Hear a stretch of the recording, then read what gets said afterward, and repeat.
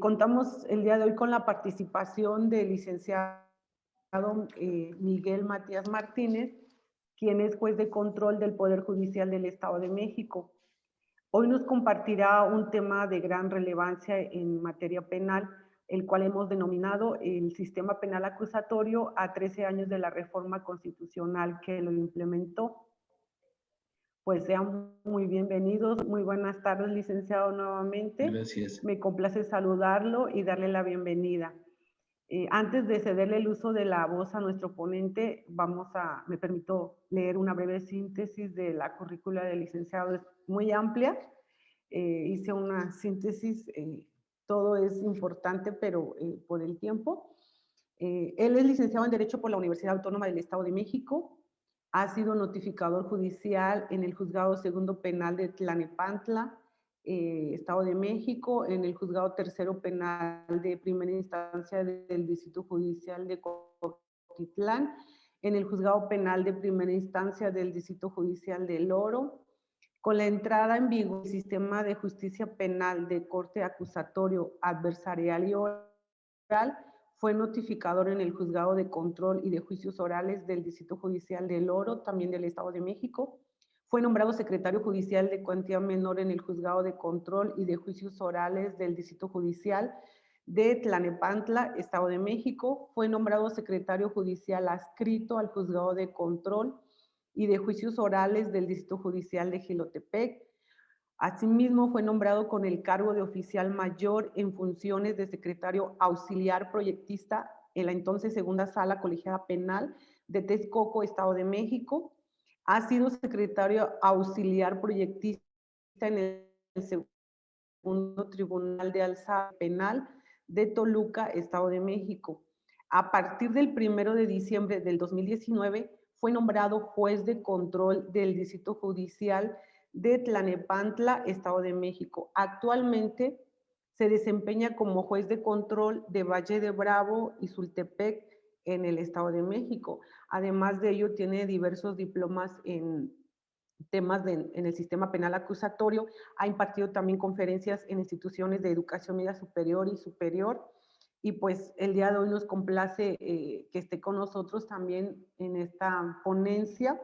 Sin más preámbulo, le doy el uso de la palabra al juez. Por favor, licenciado, tiene el uso de la palabra. ¿Desea que comparta la pantalla o usted me indica? Gracias, gracias. En breve le indico, gracias maestra por la presentación, gracias por la invitación. Jóvenes, pues en verdad agradecido por la invitación para compartir con ustedes algunos razonamientos, algunos planteamientos a manera de reflexión a 13 años ya de la reforma constitucional, como el nombre de la charla lo señala, a 13 años de la reforma constitucional. Voy a tratar de hacer esto una situación dinámica. Entiendo, todos son estudiantes de la licenciatura en Derecho, ¿es correcto, maestra? Sí, es correcto. Y algunos docentes también que nos están acompañando y algunos amigos también que se están uniendo pues a esta charla. Bien, perfecto. Pues vamos a dar comienzo a la charla. Si nos hace favor de compartir las breves, breve material que me permití confeccionar para dar la explicación.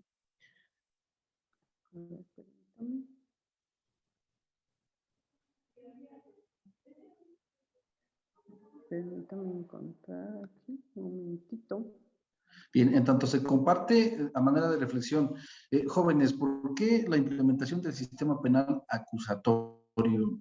Mucho escepticismo a nivel nacional en aquellos años, en cuanto se tuvo conocimiento de los debates sobre la reforma constitucional, en aquel año, en aquel mes de junio del 2008, en cuanto se publicó la reforma, el escepticismo, esto no funcionará, vendrá una contrarreforma.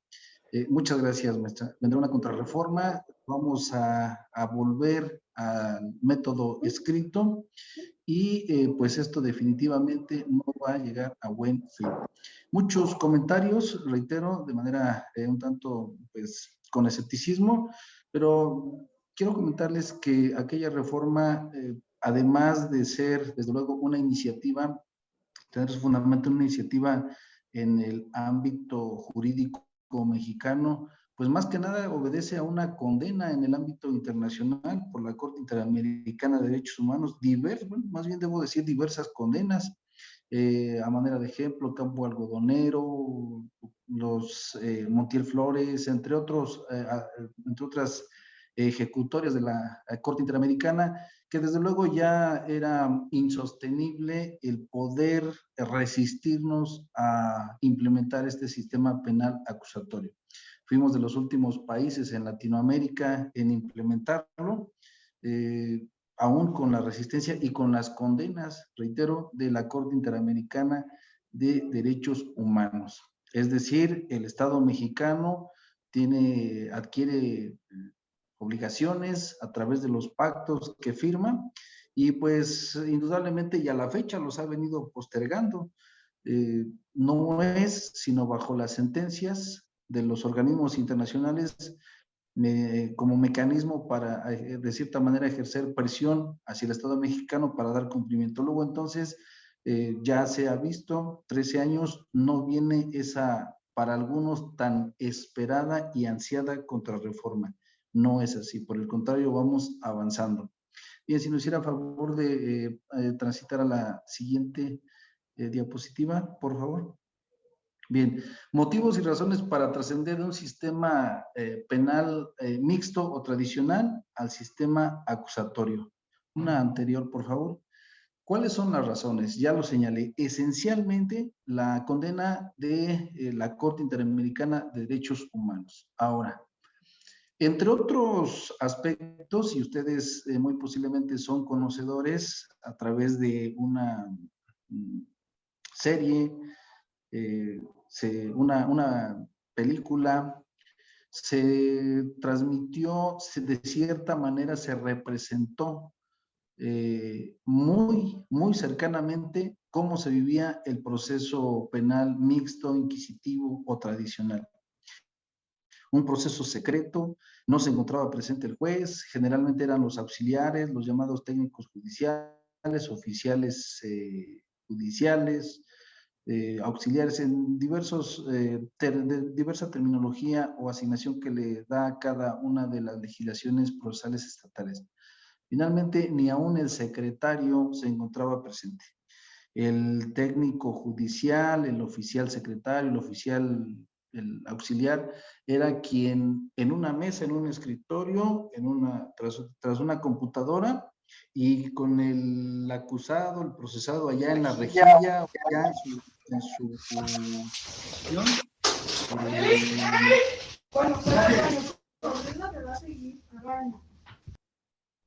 allá en prisión, pues simplemente se encontraba ausente en la audiencia, y acá el técnico era quien a la vez inclusive hacía los pedimentos de Ministerio Público, hacía los pedimentos de defensa, ni pensar que existiese un asesor jurídico, ni pensar que estuviese presente la víctima o ofendido, y por sí solo era un monólogo allí ante el escribiente, en donde se llevaba a cabo la audiencia. Ya posteriormente, después de la jornada laboral o al final, se le llevaban las hojas al acusado y se le decía: firma, hoy tuviste audiencia, no vino nadie, y ¿sabes qué? O vino nadie, debo decir, o únicamente se llevaron a cabo las citaciones, no comparecieron, tienes audiencia dentro de los próximos 10 días.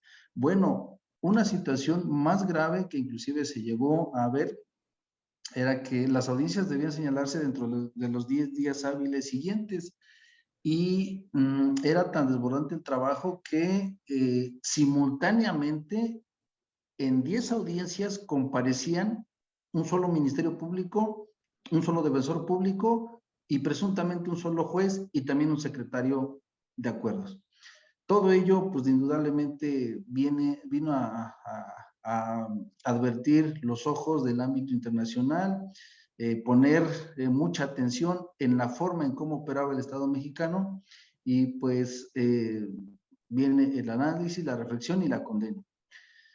Regresamos, por favor, a la diapositiva que precede. Otra más. Ahí está bien, muchas gracias.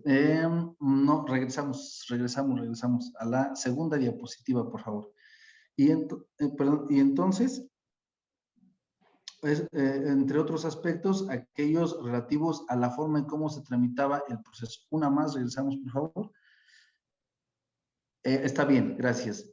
Ausencia del juez, retraso, ya lo señalé, una situación grave, 10 días hábiles debía señalarse la audiencia, pues resultaba que posiblemente no se agendó esa audiencia y el imputado allá nadie lo visitaba, ni familiares, desconocían cuándo les correspondía audiencia y hasta después de un mes los llamaban, oye, ¿qué crees?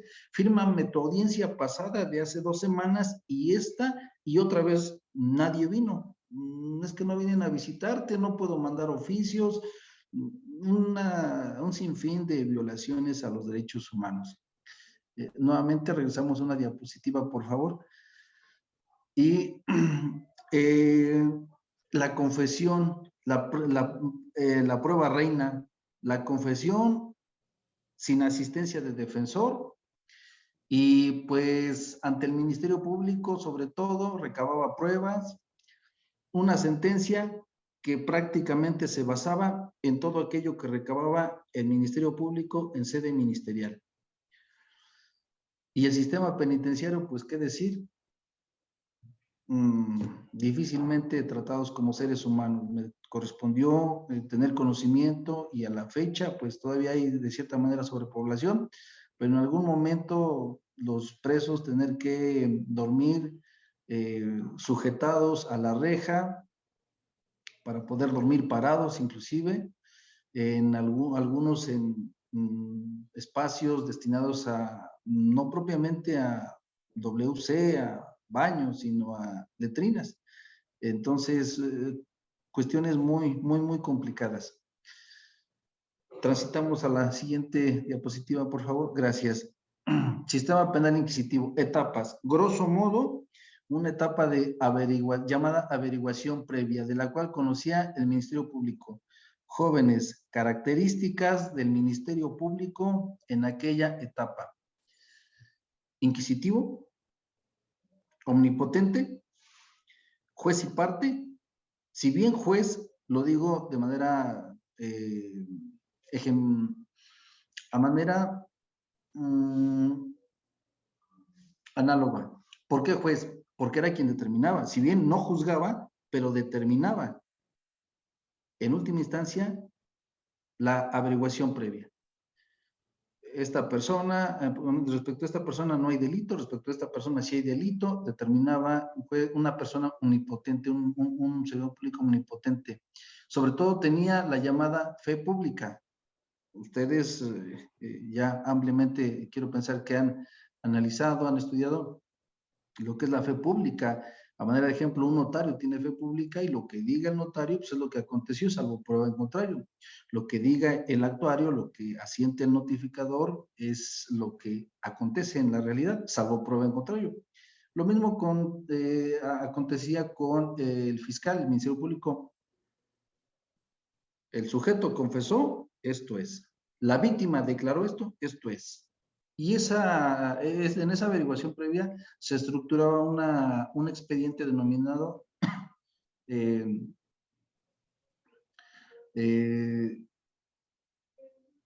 se le dominaba a esa etapa de investigación, se estructuraba un expediente llamado precisamente como tal, averiguación previa, y esta se consignaba.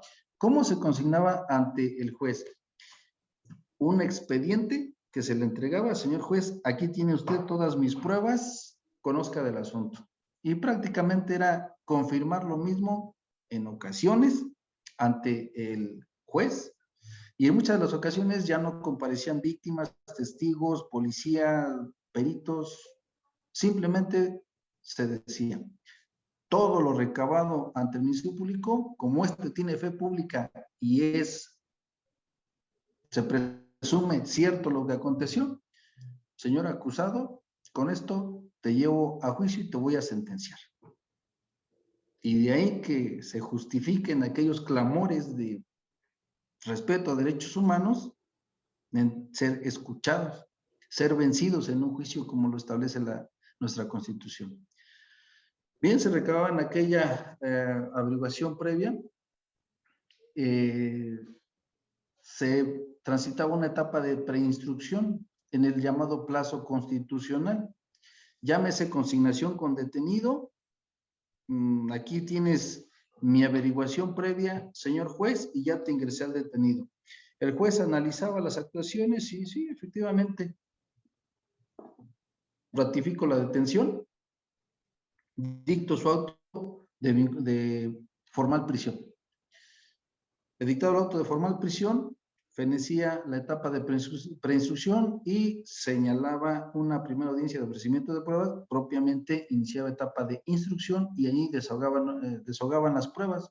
Nótese que ante el Ministerio Público en la averiguación previa y ante el juez, de manera indistinta se recababan pruebas con las cuales se juzgaban. Concluida la etapa de instrucción, venía una etapa conclusiva, de cierta manera de alegatos, una conclusión final. ¿Qué demostró el Ministerio Público? Pues todo, porque se limitaba a reproducir el contenido de su averiguación previa y si la víctima o quien haya comparecido como prueba de cargo ante el juez, pues sumaba esa información, aquella información, y con ello pues prácticamente era un proyecto de sentencia de condena para la persona acusada. El juez sentenciaba, plazo de 15 días para emitir sentencia y en la mayoría de las ocasiones, oye, mi auxiliar, ¿qué crees que ya se nos venció este asunto? ¿Se nos va a vencer? Proyecta la sentencia. Secretarios, técnicos, elaboraban la sentencia y el juez pues, únicamente la revisaba, firmaba y se comunicaba. Lamentable, en muchas de las ocasiones únicamente se comunicaban puntos resolutivos y después de 2 o 3 meses se comunicaba una sentencia. También muy lamentable. Venía posteriormente una etapa impugnativa y finalmente una etapa de ejecución. Grosso modo, ese era el trámite en el sistema penal acusatorio. Vamos a hacer una reflexión del sistema penal, ese era el esquema del sistema penal inquisitivo, mixto o tradicional. Ahora veremos lo que es el sistema penal acusatorio. Siguiente diapositiva, por favor. Etapas. Tenemos una etapa de investigación dividida en 2 fases, investigación inicial e investigación complementaria. Como ustedes tienen conocimiento, investigación inicial a partir de la denuncia, querella o algún acto similar. ¿Cómo pudiera darse ese acto similar? Pues cuando le piden al juez, dale vista al Ministerio Público respecto de tales hechos para que investigue. Ese es un acto similar. Desde ese momento hasta que se cita para la formación de imputación.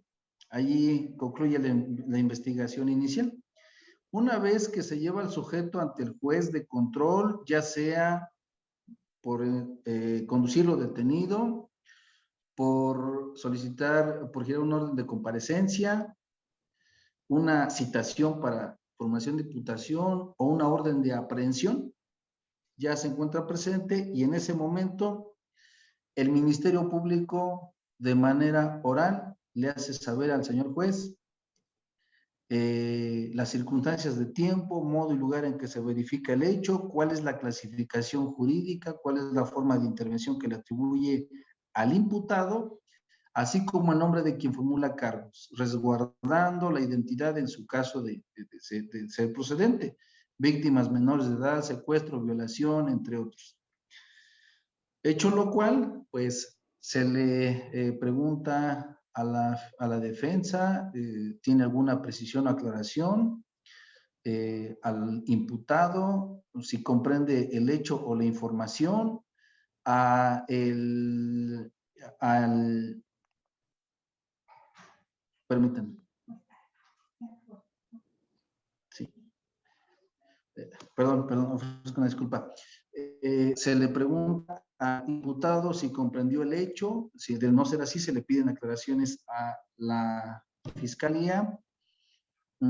Hecho lo cual, pues en la práctica, un servidor, si bien el Código Nacional de Procedimientos Penales señala que únicamente artículo 311, se le deben hacer saber lo que ya señalé, circunstancias de tiempo, modo y lugar en que se verificó el hecho, la clasificación jurídica, aquí se debe atender al principio de taxatividad en materia penal, y tratándose de descripciones típicas o porciones normativas que impliquen hipótesis alternativa, debe precisarse con toda claridad cuál es la hipótesis. Ejemplo, el fraude, engaño, aprovechándose de su error, ¿cuál es el hipotético? Ejemplo, extorsión, ¿cuál es el hipotético de la extorsión? Ejemplo, violación instrumental, violación vía vaginal, violación vía oral o en algunos estados, o bien violación vía anal. Concretamente, ¿de qué se va a defender el imputado? Principio de taxatividad. Hecho lo cual, pues en la práctica, su servidor, ¿cómo pudiera el imputado analizar si puede contestar o no los cargos? Pues ya se le expuso oralmente el hecho en materia de imputación, pero ¿quién formula cargos en su contra? También denunciante y en su caso primeros respondientes. Un ejemplo a manera de reflexión, y si el imputado señala, pues ante ese hecho posiblemente yo estuve presente, pero se encontraban los sujetos, además de A, B y C que ya me hicieron saber, también se encontraba D, E y F. Y desde el punto de vista del imputado, diría, pues yo los voy a presentar como datos de prueba o medios de prueba de descargo. Y resulta que él determina emitir declaración y señala, pues yo voy a llevarlos ante el juez de control. Pero resulta que como no comprende hacerle saber la totalidad de los datos de prueba, no se enteró que los sujetos D, E y F sí fueron a rendir su entrevista, acudieron a rendir su entrevista ante la Fiscalía. Y resulta que la entrevista no le favorece, pero él lo desconocía. En la práctica, ¿qué hago? Para no llevar a cabo audiencias tardadas, tediosas, decreto receso y exijo al defensor para que le haga del conocimiento a su representado el contenido total de la carpeta de investigación. Y además de saber leer y escribir el imputado, pues también, señor imputado, usted podrá leer el contenido. Si requieren de mayor tiempo, háganmelo saber.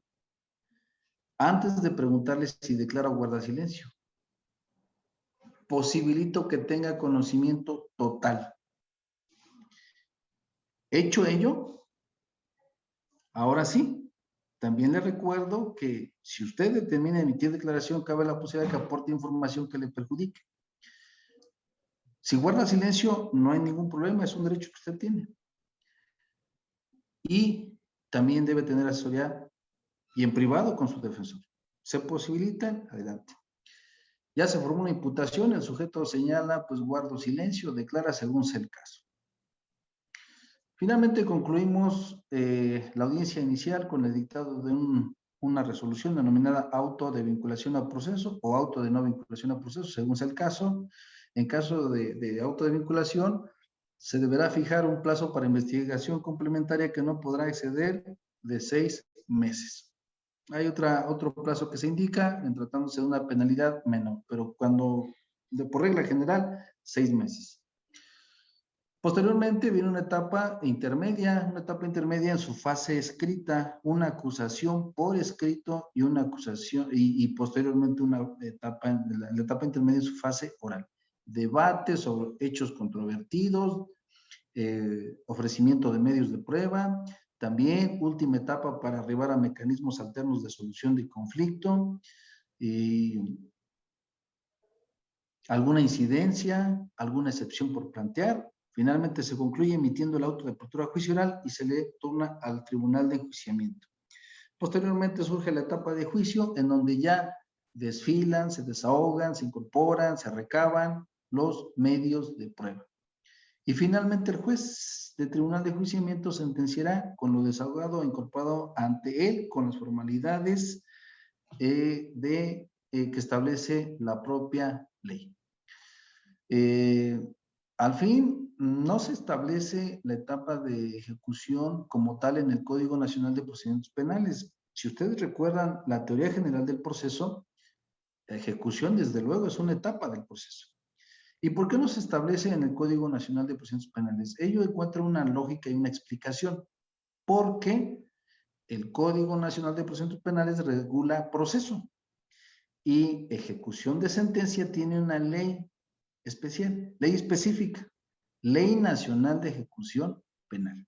De ahí que no se regule y ahora surjan esos debates. Ejecuciones o no una etapa. Indudablemente, vayamos a la teoría general del proceso, constituye una etapa del proceso. No se puede desincorporar. Bien, antes de la etapa de ejecución, pues también eventualmente puede surgir una etapa impugnativa en caso de que se inconformen y quienes se encuentran legitimados para recurrir la determinación. Grosso modo, esas son las etapas, el transitar de un proceso tradicional, mixto o inquisitivo, y ahora un proceso en el sistema penal acusatorio. Transitamos a la siguiente diapositiva, por favor.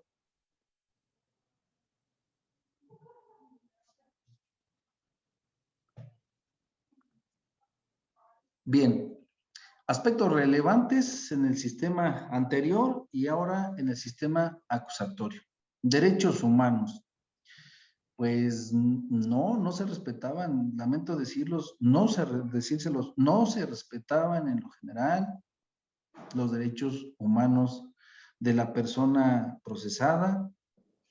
Recuerdo algunas experiencias en donde se recababa la declaración de el inculpado, el abogado pedía comunicarse con él en privado o inclusive estábamos atentos a que no se comunicara porque lo amenazábamos. Abogado, voy a certificar, sin ser secretario, voy a certificar que usted asesoró al imputado antes de rendir su declaración. Vean hasta dónde llegaba la violación a los derechos humanos. Pues eso es un derecho que tiene, ¿no? Claro, certifique y dele cuenta al juez y bueno, ahora ya cambia la argumentación. Pero llegábamos a ese grado. La víctima se hacía presente en el escritorio porque ni pensar en una sala de audiencia. En el escritorio, a ver, permítame, retírese porque usted no tiene personalidad. No, es que mire, soy la víctima. No, aquí no se ha personado, el Ministerio Público no se encuentra, vaya con él y allá que él le informe. Se violaban los derechos humanos a manera de ejemplo. Intervención de los sujetos procesales, pues vaya, con los ejemplos que he dado y que he proporcionado se explica ampliamente. El acusado allá en su celda y acá llevando una audiencia, el defensor en algunas ocasiones llegaba una hora después, no te preocupes licenciado, ya llevamos tu audiencia, le designamos al defensor en aquel momento de oficio, pues si el defensor privado era cuate, pues mira, ya reiteramos e insistimos en el pedimento para citar. Y si el defensor era un desconocido, quién sabe, como se nombró por única ocasión, se reserva la defensa pública para no entorpecer la estrategia de defensa privada. ¿Cuál era la estrategia? Se desconocía. Desahogo de prueba. Pues se desahogaba prueba tanto en la averiguación previa como ante el juez penal. Estándar de prueba, era el mismo estándar probatorio aquella que se recababa ante el Ministerio Público y aquella que se recababa ante el juez. Bueno, vean lo que dije y ahora lo reflexiono. Era el mismo estándar probatorio. No, ¿qué creen que no? Que prevalecía más aquello que se recababa ante el Ministerio Público bajo el principio de inmediatez.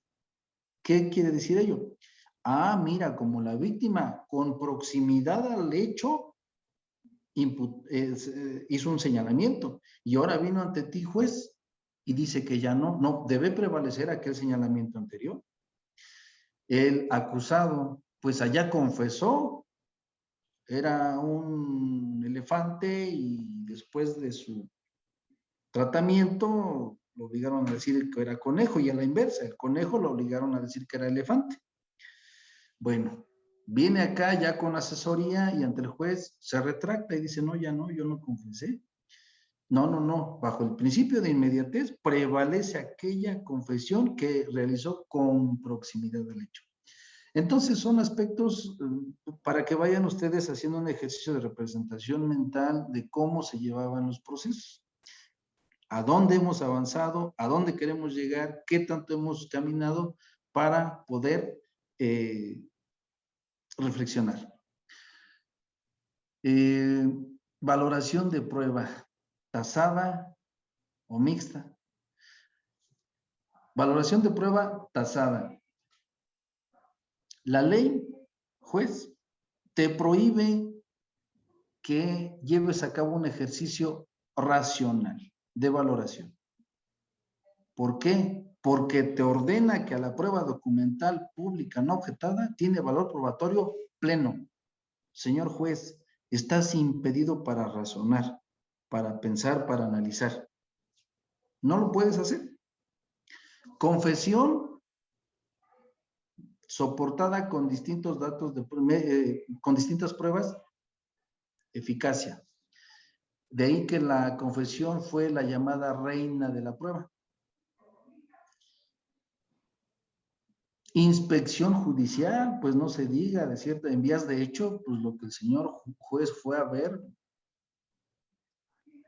que déjenme decirles acá entre nos, no fue el juez, fue el secretario. Bueno, recurso, pues alejado el recurso, el derecho a recurrir. Defensoría pública o defensoría de oficio, pues no, en ocasiones, pues presenta el recurso y allá que pide suplencia de queja, ya que el tribunal de alzada o tribunal superior analice. Viene reforma constitucional de 2008 y reforma en derechos humanos de 2011. Bueno, valga la expresión, con ese jalón de orejas y con esa condena por la Corte Interamericana, vamos a reflexionar y vienen los debates, viene el expediente varios, ahí en la Suprema Corte de Justicia de la Nación, quién va a cumplir la condena, el Poder Judicial o la Suprema, a través de la Suprema Corte, el Ejecutivo, el Legislativo tiene que hacer lo propio, ¿quién va a cumplir la condena? Todos, porque todos somos Estado mexicano. Y entonces viene el cambio de paradigma. La víctima ofendida se hace presente en toda su amplitud, al igual que el imputado. Prevalece la oralidad. No comulgo con quienes sostienen que la oralidad es un principio. No. Lean ustedes el artículo 20 constitucional. En su primer párrafo señala, el proceso penal será acusatorio y oral. ¿Cómo es el proceso penal? Acusatorio y oral. Punto y seguido. Y se regirá por los principios de, allí sí ya nos establece cuáles son los principios. ¿Qué es la oralidad? Es un método. ¿Qué es la escritura? Es un método. Superamos la oralidad, superamos la escritura, transitamos a la oralidad. Son métodos. Bien, datos de prueba, medio de prueba y prueba propiamente dicha. diversos niveles. Ya no está, ya no prevalece la de la fiscalía, la información que recaba la fiscalía frente a la que recaba el juez. Ahora, el dato de prueba es toda aquella información, lo señala el artículo 260 del Código Nacional de Procesos Penales, la referencia al contenido de un medio de prueba uno desahogado ante el órgano jurisdiccional. ¿De dónde surge ese medio de esa información? Artículo 259 de la confección de la estructura de la carpeta de investigación. Sirve para producir. ¿Cómo se produce el dato de prueba? Oralmente. ¿Cómo nace el dato de prueba? Señor juez de control, vengo a usted a informarle oralmente que en mi carpeta de investigación cuento con esta información, bla, bla, bla, bla. Allí nace el dato de prueba. ¿Qué es el medio de prueba? Los numerales 314 y 315 del Código Nacional nos confunden un poquito, porque también nos hablan de medio de prueba en esa etapa de investigación inicial. Puede presentar datos de prueba, puede desahogar medios de prueba. Se los voy a explicar como lo comprendo y me parece que puede ser una forma de no incurrir en cuestiones de apreciación equivocada. ¿Por qué se denomina medio de prueba ante el juez de control en una etapa de investigación, específicamente plazo constitucional? Porque es el juez quien recibe la información procedente de la misma fuente del órgano de prueba. Es decir, viene el testigo ante el juez, lo protesta y el mismo testigo es quien rinde la información. Por ello se le denomina medio de prueba. Pero su estándar probatorio sigue a la par de dato de prueba. Así de sencillo. Posteriormente, analizamos el medio de prueba en la etapa intermedia. Allá se prepara algo así. El dato de prueba en la etapa de investigación, como a la vida, se gesta, se va gestando un dato.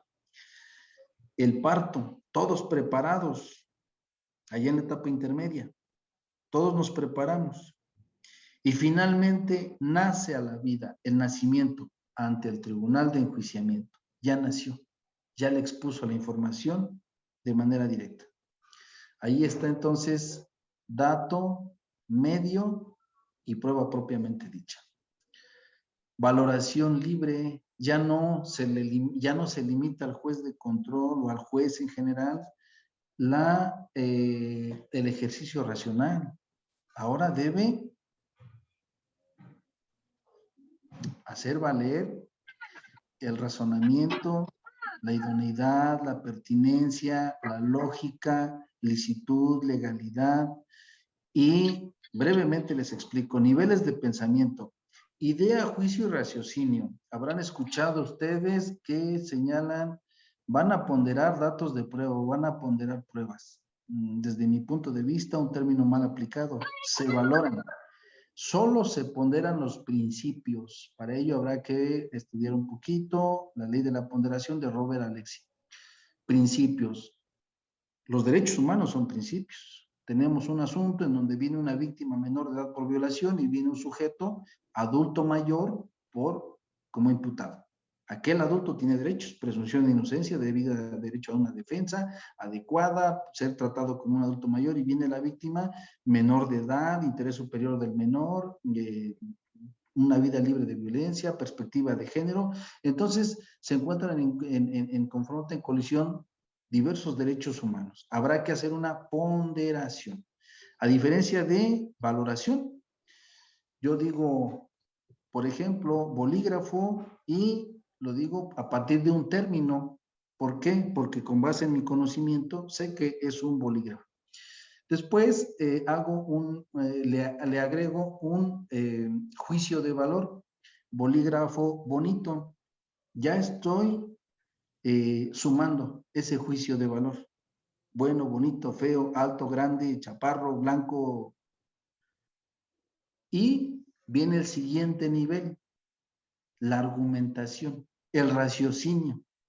Bueno, explícame por qué es un bolígrafo bonito. Ah, bueno, allí nace la argumentación. Y entonces, de aquella valoración libre, nacen los llamados argumentos. Hacer clarificar, esclarecer.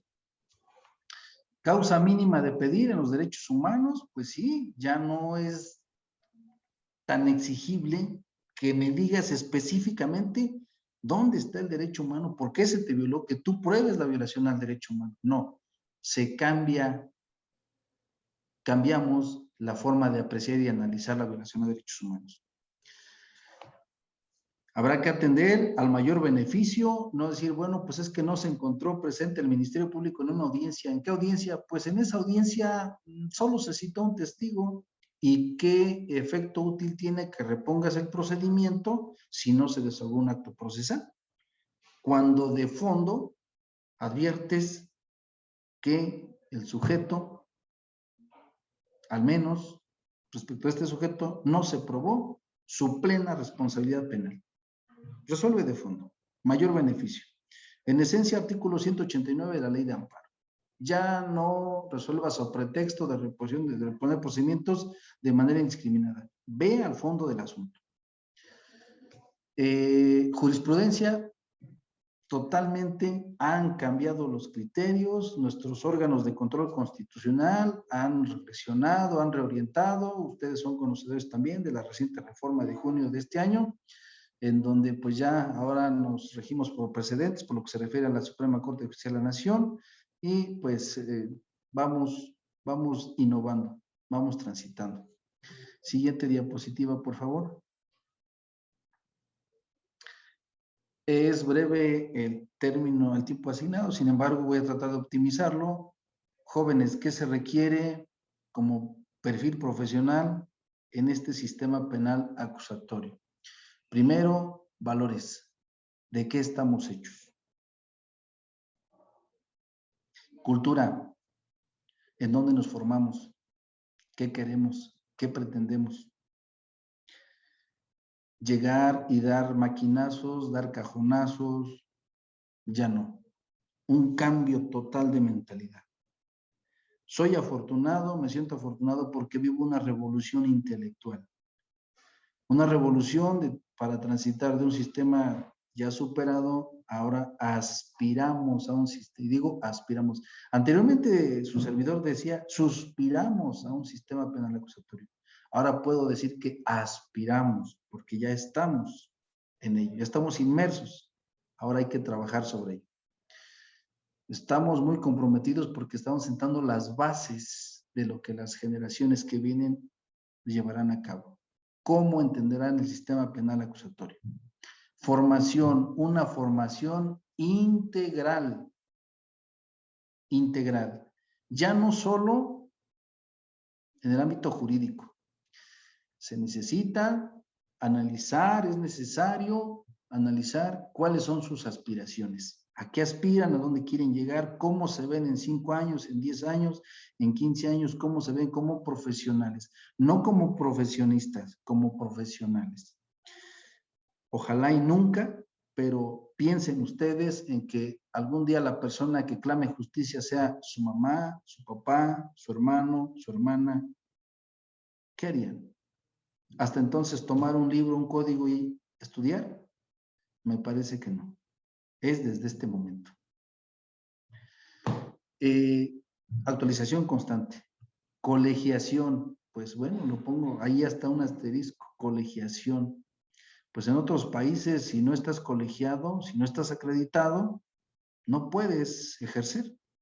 Y aquí, titúlate, que te expidan tu cédula y adelante. Llegas a audiencia y son conocidos ya con este mundo tecnológico los casos en donde pues el abogado se queda mudo o no sabe qué hacer.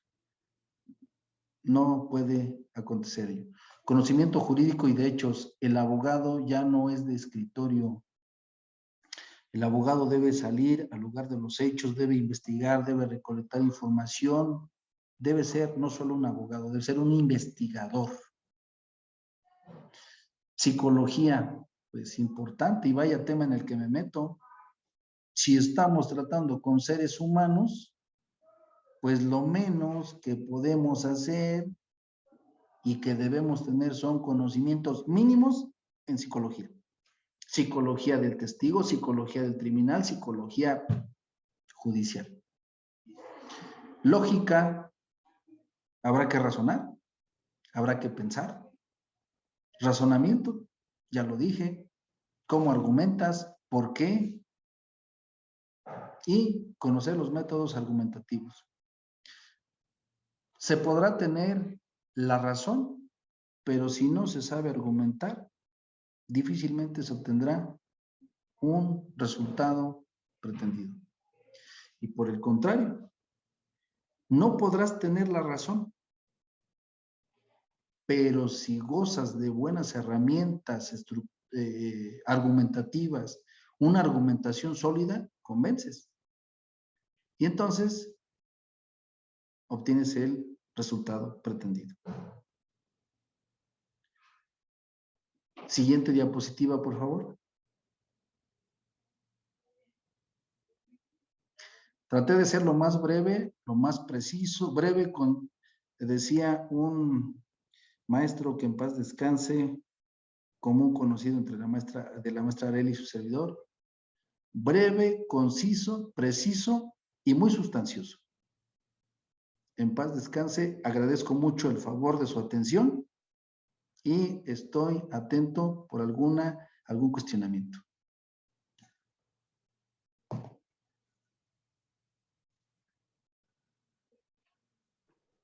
Muchísimas gracias, licenciado. Y pues agradecemos su aportación, como nos los ha mencionado, muy breve, conciso y preciso, sobre todo para nuestros estudiantes.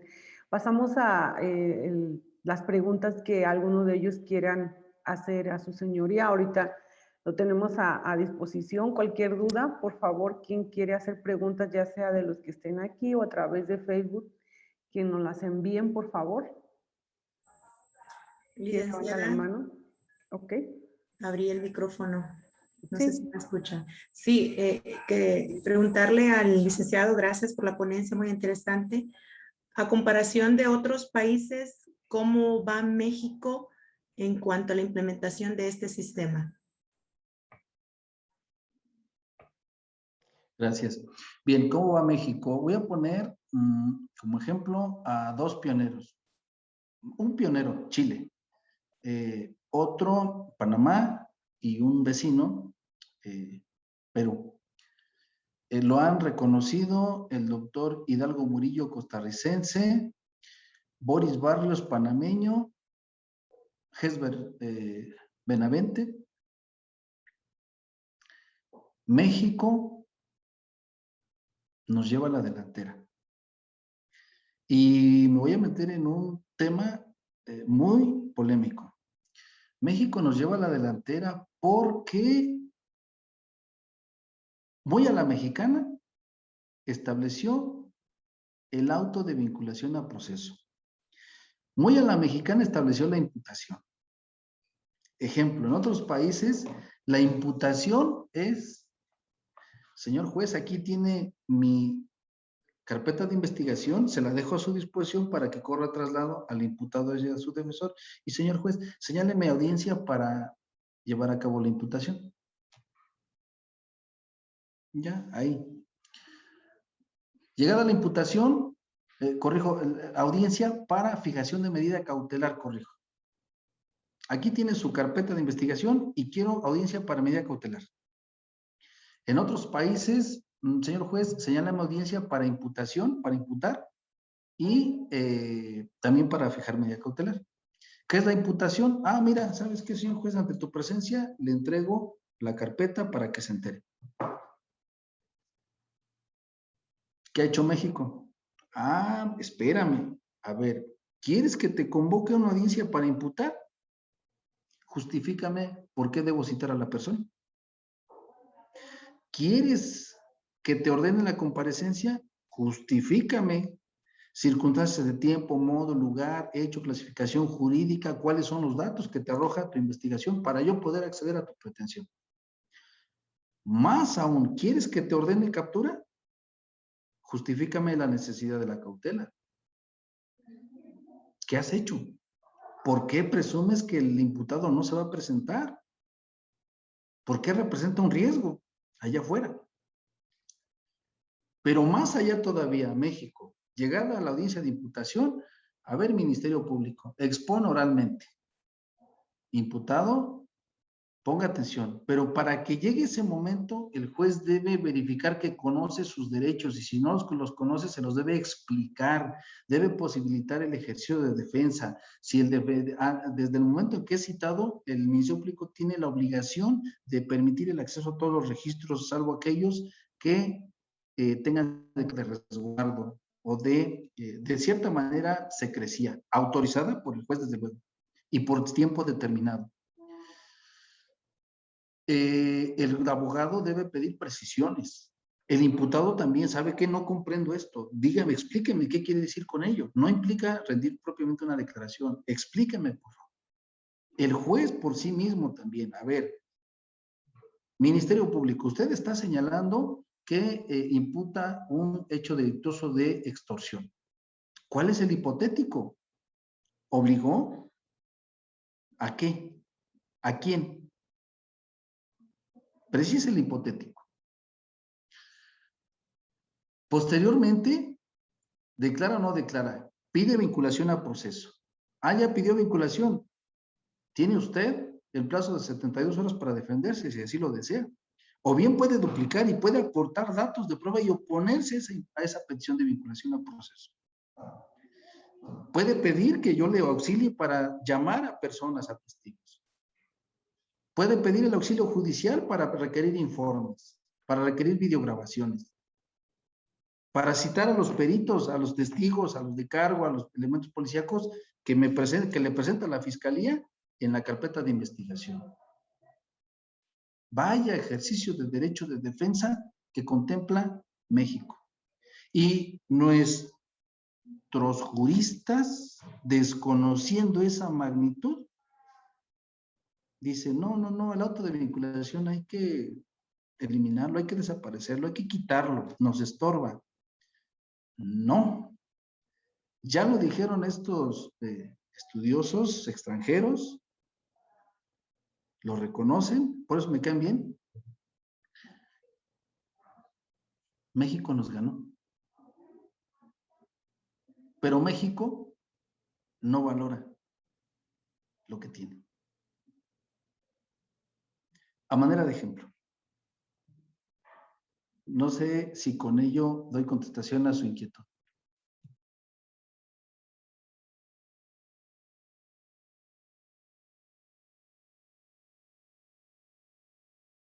Muchas gracias. Gracias. Hay otro compañero, licenciado Juan, ¿tiene una pregunta? Por favor. Sí, buenas tardes. ¿Ahí me escucho, Arely? Sí, te escuchas. Bueno, pues muchas gracias por su ponencia, señoría. Mi pregunta va relacionada en cuanto a la audiencia inicial. ¿Qué les genera más impacto a los jueces dentro del término constitucional para el auto de vinculación a proceso o el auto de no vinculación a proceso, perdón? Cuando el abogado defensor prefiere mencionar los datos de prueba que desahogar los medios de prueba, en el sentido para resolver, pues, si lo vinculan a no proceso o al imputado, ¿no? Y la otra pregunta sería que vamos a suponer que yo, abogado defensor, me baso en utilizar los datos de prueba en el término constitucional. Pero en los datos de prueba el testigo, pues, mencionó que, pues, él grabó cómo sucedieron los hechos, la hora, el día. ¿Cómo, si lo menciono, cómo lo desahogaría yo ese video en audiencia constitucional para la vinculación a proceso? Sería todo yo.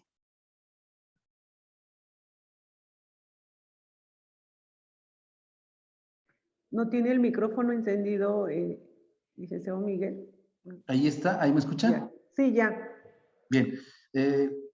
¿Qué impacto genera? Recuerde que el estándar probatorio es el mismo. Se recabe en sede ministerial o se recabe como medio de prueba ante el juez de control. El estándar probatorio es el mismo, ya lo estableció así inclusive el Tribunal Colegiado del 17º Circuito en Chihuahua, bajo una de las ponencias del magistrado Cimental. ¿Qué impacto en lo personal puedo inmediar? Bueno, déjenme decirle que hasta los presiono y los observo fijamente a los ojos y les recalco que están protestados en términos de ley y que deben conducirse con verdad.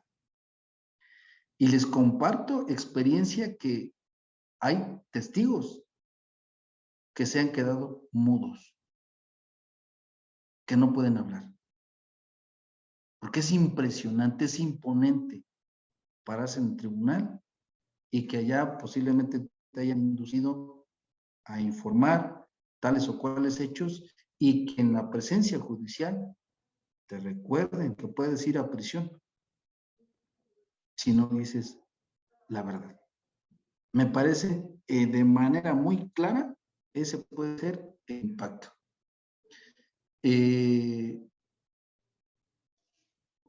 Esa es la respuesta a la primera pregunta. A la segunda pregunta, ¿cómo incorporar? Recuerden, artículo 383 de inicio, 314, 315 del Código Nacional Procesal. En lo conducente se atenderán a las reglas de juicio. Artículo 383, párrafo segundo, solo podrá incorporarse la prueba documental o evidencia material previamente acreditada. ¿Cómo se acredita? Aquí nos lo explica perfectamente el derecho colombiano.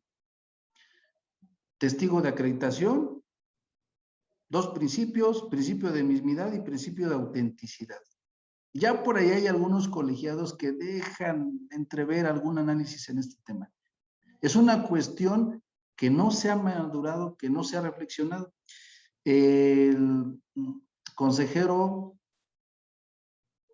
Daza, en su Código Nacional de Procesos Penales comentado, también nos da la idea. El testigo recabó la videograbación, tiene su móvil a la mano y dice, señor Ministerio Público, señor juez, yo tengo información. Bien, ¿qué debe hacer el abogado? Señor juez, señor Ministerio Público, dispongo y propongo actos de investigación. Artículo 129, párrafo tercero, artículo 216 del Código Nacional. Propongo actos de investigación, dispone de un perito en materia de ingeniería, en materia de informática, ¿para qué? Mi testigo, mi imputado, tiene toda la libertad, toda la intención de aportar su información, debidamente informado, y pues con un experto descarga la información y posteriormente la presentas ante el juez con aquel experto. Así cumplen los principios de mismidad y autenticidad. Desafortunadamente llevan la información, pues aquí está, preséntenla al testigo, cuándo la recabó, pues desconocemos cuándo la recabó, ¿será auténtico? ¿Se ha demostrado que no fue editado? No. Entonces es a través de un experto. ¿Cómo se incorpora? ¿Algún otro cuestionamiento? Levi Rodríguez quiere preguntar.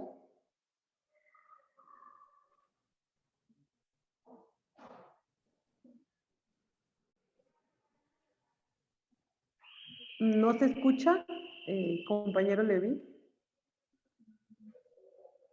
Mientras estamos, compañero Abisaí, creo que también quiere hacer una pregunta.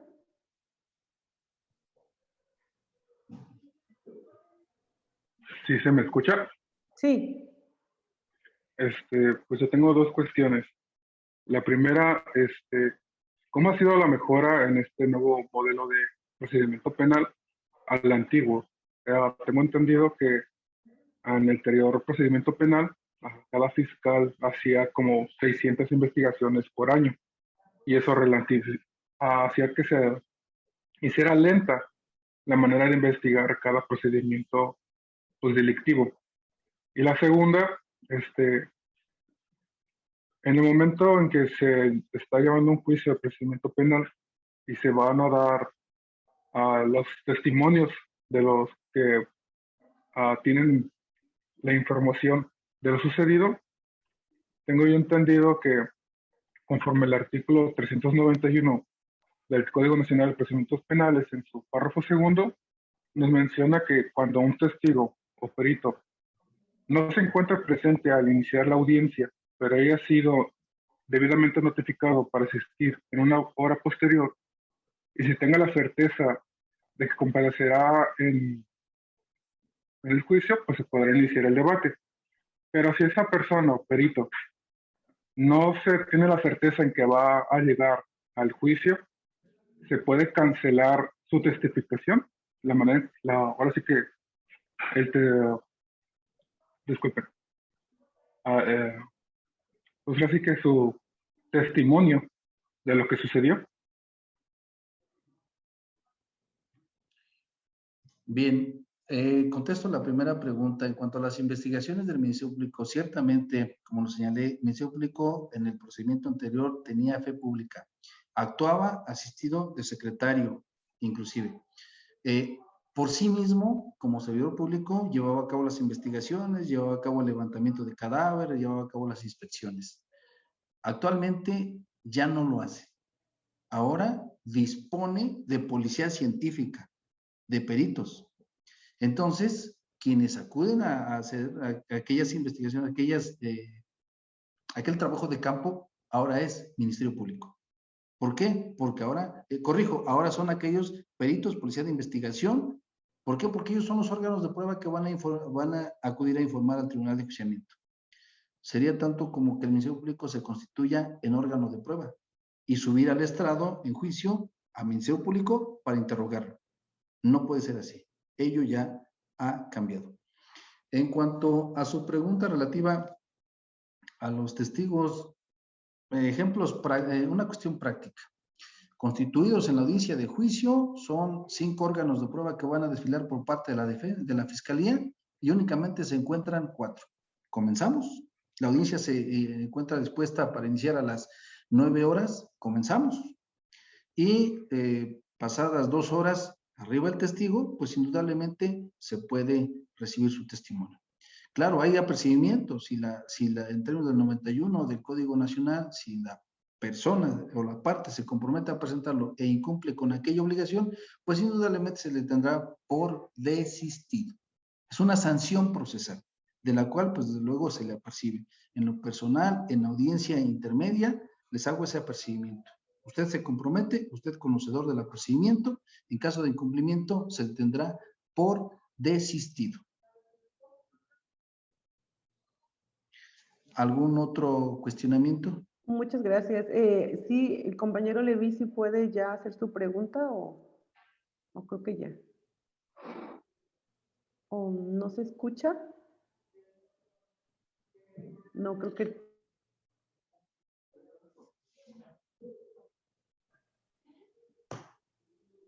Creo que tiene algún problema. ¿Alguna otra persona, por favor, que... Maestra, me pareció ver una pregunta en el chat. A ver. Me parece que si el procedimiento abreviado es un mecanismo de defensa, me pareció advertirla. Sí, ahí está. ¿El procedimiento abreviado se puede considerar un medio de defensa? Vayamos a la estructura del artículo 20 constitucional, apartado A, fracción séptima, si mi memoria no me falla. Una vez iniciado el proceso, ¿y quién pide o quién propone el procedimiento abreviado? El fiscal. El fiscal no puede ejercer actos de defensa. Es una forma de determinación anticipada. Respetuosamente considero que no es un mecanismo de defensa. Bien, muchísimas gracias. ¿Nadie más, verdad? Sí, yo. ¿Sí? Ok. Compañera Saray, por favor. Buenas tardes. Muchas gracias, señor juez, por su ponencia muy buena. No estoy muy empapada en lo que es el derecho penal, pero me llama la atención saber cuánto es lo que se tarda en recabarse la información para una carpeta de investigación. Lo que pasa es que yo, bueno, aquí cerca de mi casa hubo un homicidio varios vecinos vieron y y de hecho, pues yo tengo cámaras. No se grabó exactamente la persona cuando le disparó al albañil, pero lo vimos cuando lo sacó. O sea, todo lo vimos en cámara y en vivo porque es el vecino y había mucha gente enfrente también mirando. Entonces, lo único que el señor lo mandaron caminando con otro de los trabajadores del señor que le disparó. Y simplemente nomás llegó la policía, como dice, de investigación y dijeron que pues miraron las grabaciones de mi casa y todo. Dijeron, no, pues es que no se ve bien, pero sí se ve que lo sacan, que son tantos minutos. La Cruz Roja llegó como 40 minutos después. El señor se murió en la puerta de su casa porque ahí lo dejaron. Le hemos preguntado a la policía de investigación y dice, no, pues es que se sigue recabando la carpeta y no sé qué. El señor obviamente ya no viene aquí, estaba construyendo, pero sí ha andado por aquí y sí ha hecho cosas, pues otros delitos en lo que es la colonia. Entonces, o sea, mi pregunta es, o sea, usted, bueno, lo que yo entendí que dijo, hay que justificarme que esto, hay que justificarme aquello, hay que justificarme lo otro. Entonces yo quiero saber, o sea, cuánto tiempo, o sea, cada policía tiene que estarle justificando para poderle mandar una orden para detenerlo, porque al señor lo hemos visto, de hecho yo lo he visto pasar en un taxi, ya no anda en sus carros. Y le digo, mira, ahí va el que mató al albañil, porque pues lo vimos nosotros, o sea, yo lo vi, lo vimos mi esposo, lo vieron los vecinos, y no pasa nada, o sea, ya pasaron más de 2, 3 meses y no veo que digan, no, ya vinimos, ya lo andamos buscando, y hay un orden, porque hasta la mamá, la señora, la esposa vino a preguntarnos, nos cuentan los videos, ya se los dimos, le dije, ya se los dimos a la policía investigadora, o sea, ya no podemos hacer más. Entonces, yo quiero saber, pues, a cuánto tiempo ahora en el nuevo sistema, sí tenemos derechos humanos, tenemos todo lo que, o sea, qué bueno, pero pues también cuando hay testigos y todo, o sea, ¿por qué están alargando tanto ese procedimiento? Esa es mi pregunta. Gracias. Bien, le voy a contestar haciendo referencia al último tema que abordé: valores, cultura, profesionalismo. ¿Por qué? Porque una misma ley nos rige en todo el país, un mismo Código Nacional, y somos diversos actores quienes la interpretamos. Aquí nos sucede, aquí en todos los tribunales acontece. Mientras no prescribe el delito, podrá ejercer acción penal. Ya no sucede como en otros momentos, que determinado plazo en el Estado de México, en el sistema mixto, en el sistema acusatorio a la luz de nuestro Código Procesal Penal Estatal, el sistema penal acusatorio, después de no vinculado, después de negativo de orden de aprehensión, 6 meses, si no perfecciona, adiós, prescribió. Ahora ya no. Bajo el sistema nacional, bajo la ley, el Código Nacional, no, mientras no prescriba el delito, podrá actuar e instar ante los tribunales. Bueno, principios, profesionalismo, Ministerio Público actúe con probidad, profesionalismo, eficiencia, inmediatez, principios que rigen su ley de la Fiscalía. ¿Qué sucede? Difícil tratar con personas. Y aquí a diario lo veo.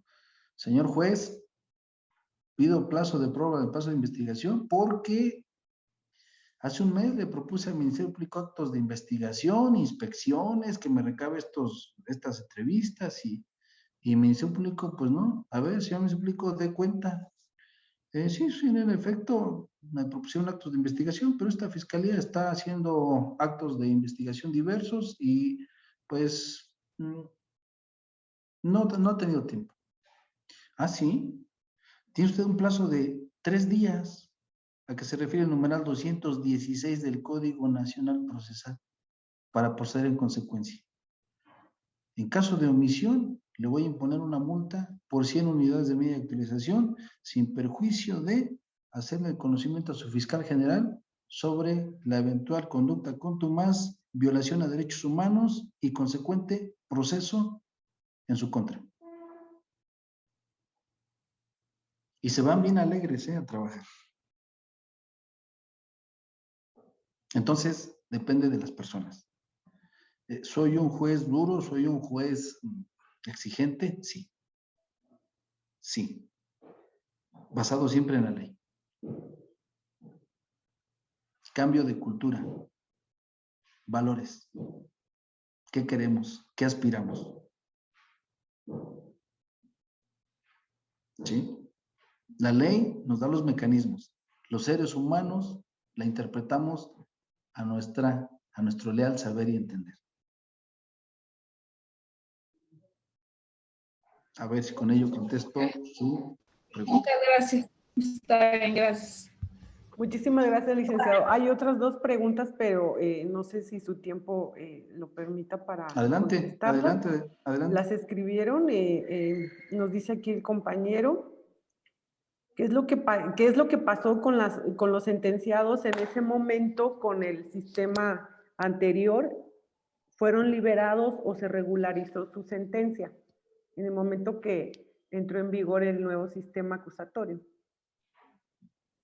Bien, el transitorio quinto de la reforma, a su vez al transitorio tercero del Código Nacional, pues estableció que debía privilegiarse cualquier petición de revisión de medida cautelar bajo el Código Nacional de Procedimientos Penales. ¿Te encontrabas sujeto a prisión preventiva bajo el sistema penal inquisitivo? Bueno, ya pasaron 2, 3 años, 5 años, ya pasaron 20 años y no he sido sentenciado. Te pido que revises la medida cautelar porque el Código Nacional te señala solo 2 años para mantenerme preso.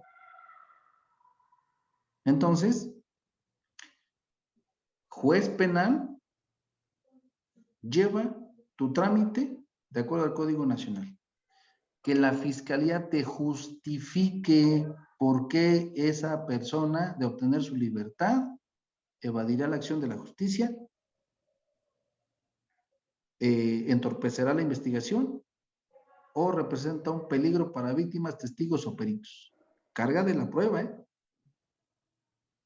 Ahora tienes que probar, Ministerio Público. Ya no tienes ese regalo. Miren, retomo aquí una expresión de algún especialista que dijo, que señaló y afirmó, la prisión preventiva es un regalo para el fiscal.